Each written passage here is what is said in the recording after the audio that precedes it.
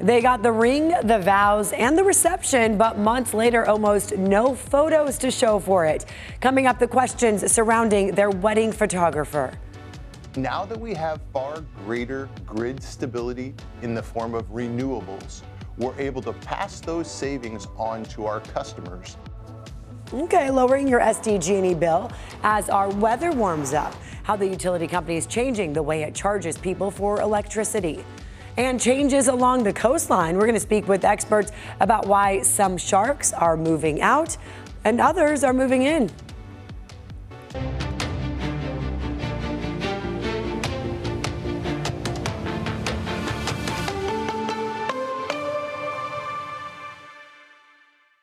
Hello, thank you so much for joining us here. I'm Netta Irampour, and here at CBS 8, we're working for you. We listen to your concerns and we investigate your questions. We want to find solutions that matter in our community. So for this show now, we're going to begin in La Mesa, where a newlywed couple has a warning about a wedding photography company they say never gave them their photos after their big day. And they are not the only ones. News 8's Alex Cheney working for you to get answers. My heart drops to the bottom of my feet, you know. John and Carol have been together since 2022 and got married on December 11th. That day was so special to me. It was the best day of my life. For their engagement photos last January, they hired Ernie and Fiona Everyday Forever Wedding Photography, a company that was a recommended vendor from Trademark Venues, who was going to host the wedding, and everything went smoothly. Within a week, it was like a week turnaround. We had edited photos and the raw photos. We could pick and choose. Then for their wedding, they rehired Ernie and Fiona and paid $5,000 up front for 10 hours of work and 2 photographers. Ernie took the wedding photos and has since never sent them all the pictures and videos. Since December, I'm told he has only sent a few raw, unedited photos. And just no response. That included emails, calls, text messages, voice messages. They found a Facebook group of 90 members who also hired Ernie and Fiona and never received their wedding photos and video. Discovering the Facebook group, at first the reviews really tripped us out. I couldn't believe we didn't see this before. So working for you today, I contacted Trademark Venues and was told the business no longer refers Ernie and Fiona Photography. They called it tragic what's happened to these couples and offered another one of their venues to retake the photos. Sorry, mailbox is full. I called the phone number on Ernie and Fiona's Yelp page, and the recorded message said the mailbox is full. On their Yelp page, you can find several one-star reviews and warnings from other clients to not use their service. The business is listed as permanently closed, and their website says domain not claimed. Communicative. John and Carol are considering taking Ernie to small claims court. They say other couples have done that and won the case and have still never received their money back or all of their wedding photos. Why would somebody show up on the day, take your photos and videos just to not provide them to you? It doesn't align or make sense in my mind. Why would anybody do that? Alex Cheney, News 8. Wedding pictures so special, right, to so many people. Carol and John want this story to be a warning to all other couples to not use that service and just really want the photos from their special day so they can put them up, frame them, and just look at them and remember such a sweet time. It may soon get a little bit less expensive to run your air conditioning for this summer. SDG&E has expanded its super off-peak pricing to include more hours during the day. That's what they call it, super off-peak. Our Shannon Handy working for you and has the details. This affects people on time-of-use pricing plans. Essentially, power is cheaper depending on when you use it, which up until now has mostly included overnight hours. This concept is a win-win for grid stability, for renewables, and a win-win for our customers. SDG&E spokesperson Anthony Wagner says customers on the time-of-use plans will be able to save money by shifting energy use to weekdays between 10 a.m. and 2 p.m. It's the lowest rate of the day. Customers have more control, more ways to save on doing your dishwasher, doing your laundry, maybe pre-cooling your home, or charging your car. Previously, those midday hours were considered super off-peak only in March and April. Beginning May 1st, they'll be available year-round. Wagner says the shift is possible because there's now more electricity on the grid during those hours. From 10 a.m. to 2 p.m., when you got to think that solar is producing the most electricity it's going to produce all day long in that period, we want our customers to benefit from that rather than have that not be used. Overnight super off-peak hours aren't changing. They'll still run from midnight to 6 a.m. on weekdays and midnight to 2 p.m. on weekends and holidays. SDG&E estimates customers could save around 20% by shifting usage. There are several time of use plans, but here's one example. Under the common TOU DR1 plan, peak hours cost 51.2 cents per kilowatt hour. Off-peak costs 43.1 cents. Super off-peak drops to 34 cents. You're going to save about 20% when compared to the on-peak time or the non-super off-peak time. It's a welcome change for customers who have criticized SDG&E for high rates. When asked what the utility gets out of it, Wagner said this. We thought it was a good idea to begin with. It also has to do with grid stability. It helps keep the grid stable. Both residential and commercial customers can take advantage of the lower rates. SDG&E says anyone not currently on a plan with super off-peak hours can explore options on the My Energy Center webpage. Customers who receive electricity generation from San Diego Community Power or the Clean Energy Alliance will also benefit, since both agencies have adopted similar changes. Working for you, Shanna Handy, News 8.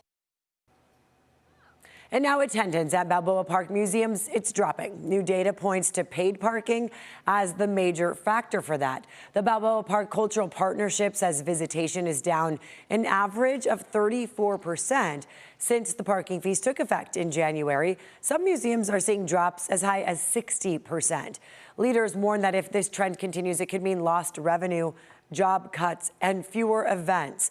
The city has already made some adjustments, including free parking in select lots for residents, but Balboa Park officials say more needs to be done.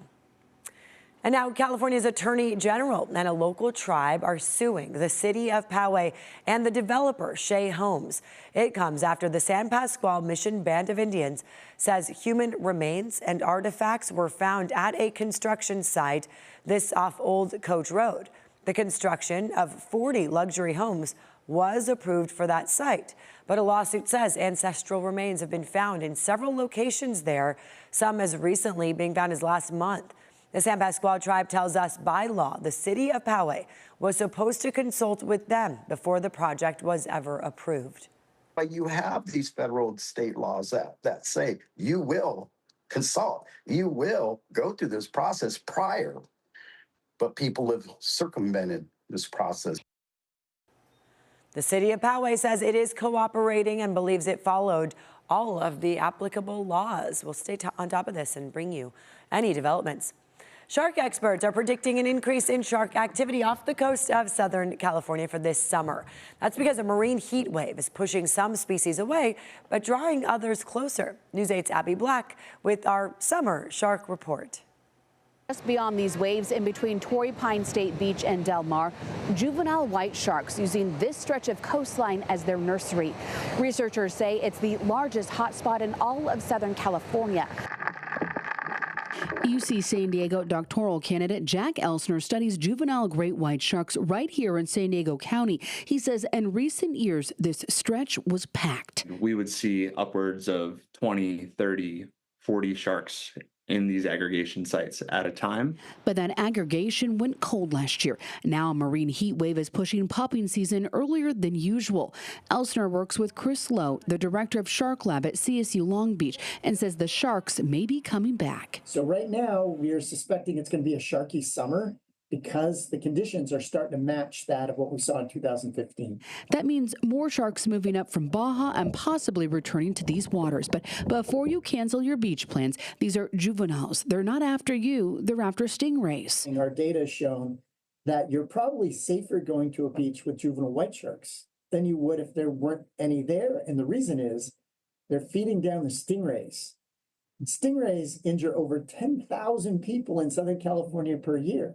Shark Lab tracks fine-scale movements using acoustic transmitters and underwater receivers. That data goes directly to ocean lifeguards. If you have an 8-foot white shark that's hanging out off your beach and it's there every day and nobody's seeing it, why close the beach? And it's helping them reduce unnecessary beach closures. Researchers say despite the recent lull in great white sharks, the hot spots are dynamic, and you can still expect to see smooth hammerheads, bull sharks, and tiger sharks. There aren't a lot of sharks that we've been seeing in San Diego recently, but that doesn't mean that they won't return to these sites eventually. So that's why long-term monitoring programs are so important. That monitoring is now at risk. The program's $3.7 million state grant runs out in June. Researchers are lobbying for more funding, both public and private, with the Olympics bringing millions of visitors to Southern California. People have a lot of questions about sharks. Where are they? What are they doing? Why are they there? The only way that we can answer that is having good data.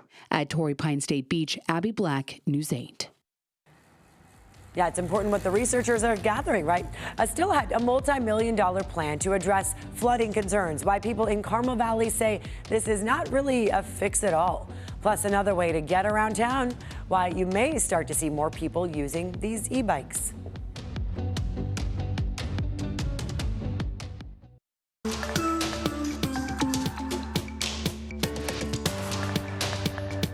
Welcome back here. Carmel Valley residents are pushing back on a nearly $4 million plan to fix flooding, this along State Route 56 bike path. And it wouldn't even solve the whole problem, they say. News 8's Vanessa Paz working for you on this and dives into this dilemma. It's a great trail because you can avoid all the traffic. When you're riding, you don't need to stop very often. Don't have to worry about getting hit by drivers that aren't paying attention. It's a popular stretch of the 56 bike path in Carmel Valley, but even after light storms, this section near Carmel Country Road can flood and stay that way for days. Have you encountered where it's flooded? So it's right under this. Yeah, we've seen where it floods. City engineers say the issue has been reported for years and can pose safety risks for both walkers and riders. Yeah, it could be. Could be, especially if you didn't expect it. Right. You know, and you're coming around a corner. And the city's proposed fix: raise the path about 2 feet, add larger drainage culverts, and install safety railings. The goal: keep it passable, even if it's not completely dry. Because right now, this stretch can stay underwater for days, and city leaders say it floods about a third of the year. Now, with improvements, water could drain within a day after most storms. But here's the catch: the path would still flood during heavy rain since it sits in a natural floodway. And the price tag for the project: nearly $4 million. The cost seems kind of high. Seems like the money could be better spent on other things. Wait, that's a lot of money though. $4 million, yeah. I guess I'd have to see maybe what they're doing with the money. The Carmel Valley Community Planning Board has voted to delay the project, calling for more input from neighbors because some question whether it's worth it for a fix that doesn't fully solve the problem, while others worry about construction impacts and losing access to the trail. And the construction projects always last years, it seems like. So I could see where the trail is disrupted for a year or something while they're doing this, which was not great either, right? Some riders we spoke with had a different suggestion with a different approach. Get the community involved. I bet you if somebody who owned a construction shop or paving, right, they did that, and just ask for, if you do this as free advertisement for your businesses, that you're helping the community. Whatever happened to community helping out? In Carmel Valley, Vanessa Paz, News 8. Always these gorgeous days to go for bike rides, right? Right now, there is a push to bring an electric bike share system to San Diego. It would essentially allow riders to pick up a bike at a station and then return it at another station with payment based on the time used. You remember this, right? You may remember there used to be something similar with all those scooters around here. The previous system of having scooters and bikes falling down in the street because someone was inconsiderate when they docked it or when they parked it, or they knocked it over as they were walking by, like that is not going to happen. That is not a possibility with docked bike share. They have to be parked into the docks. That is a requirement of the entire system. Dock bike share. So you see those docks right there. They need to be upright in them. The initiative is still in its early stages. Up next here, we are working for you and clearing up the confusion about what is supposed to go inside your recycle bins. A lot of people still wondering, and the common mistakes that we see right here in San Diego.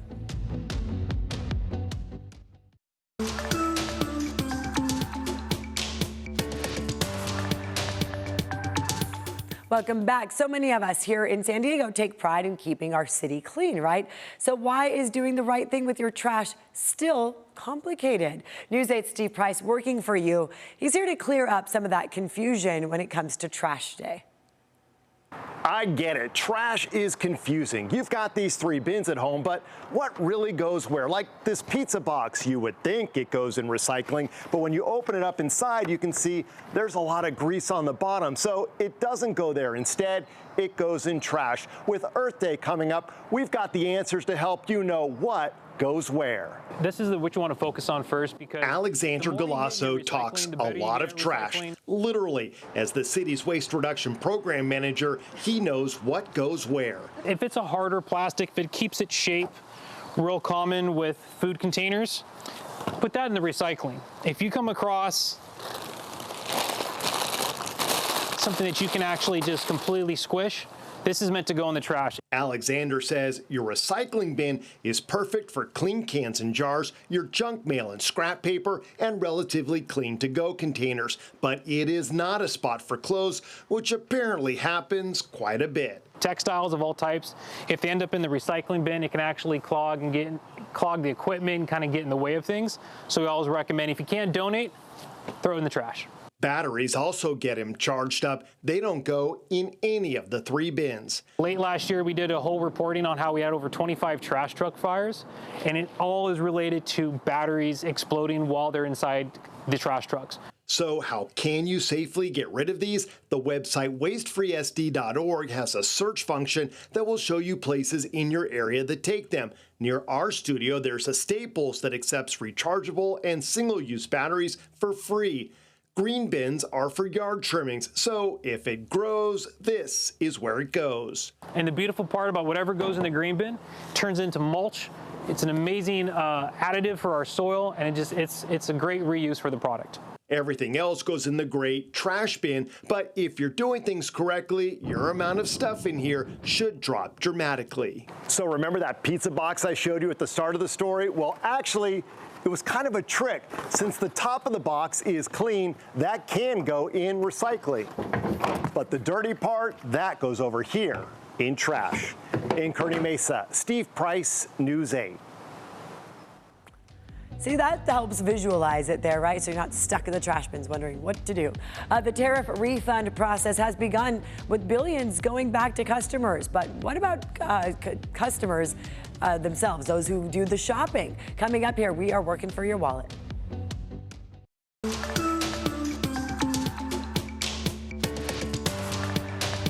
All right, a major shift in San Diego's craft beer scene. Stone Brewing, San Diego's largest craft brewer. This literally one of the first here in San Diego to brew craft beer. It's being sold again, this time to Firestone Walker Brewing Company and Duvel Mortgat USA. That means most beer production will be moving out of San Diego County, so think of all those local jobs. The deal is expected to close by this summer, and at that time, Stone's Beers, local tap rooms, and the Liberty Station Beer Garden will then operate under Firestone Walker. Now, the Escondido Brewing Facility, the Bistro, the garden there, are not included in this deal. If you were hoping for a refund on goods that you bought during the tariff wars, don't hold your breath. The Trump administration is returning $166 billion in tariff payments. That's the Supreme Court ruled was illegal. But News 8's Steve Price showing us that money is going back to importers, not to the consumers. No question, we have all paid higher prices on something because of these tariffs. So without question, this is frustrating, and not just for us as consumers, but also for a lot of businesses around our county.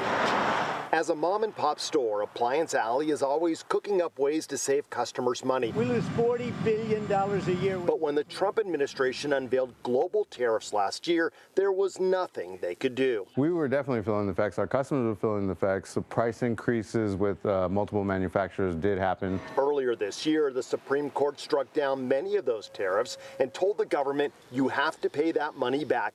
$166 billion. Today, the refund portal officially opened, but Appliance Alley isn't convinced they'll ever see a dime. We won't be submitting any of those refunds. The problem is that most local businesses get their inventory from manufacturers or importers, so technically they're the ones who paid the tariff, which they passed on to Appliance Alley, forcing the business to raise its prices to you. This is a very big mess. Parag Amin is a business attorney and analyst who has been following these tariffs since they were first implemented, and he says, unfortunately, Consumers will be the biggest losers because they won't get any of their money back, and that doesn't exactly seem fair. One of the arguments, funny enough, that the Trump administration made is that this is, in fact, such a huge mess that the U.S. Supreme Court should just leave it alone, because this is going to be an unprecedented process of how you then go about returning these tariffs. Johnny says the tariffs affected business, with customers postponing purchases. And while those who did buy during the price hike will not be getting refunds, he says they do plan to reach out to their manufacturer sales reps to make sure prices come down quickly. We are trying to pass on any savings, so if that savings comes in, we will definitely pass it on to our customers. So if we're not getting any of this refund money, who is? Well, 330,000 importers paid the tariffs, and the company expected to get the biggest refund is Walmart, over $10 billion. On Harbor Island, Steve Price, News 8. Thank you for watching, and you can always email us workingforyou@cbs8.com. Bye-bye.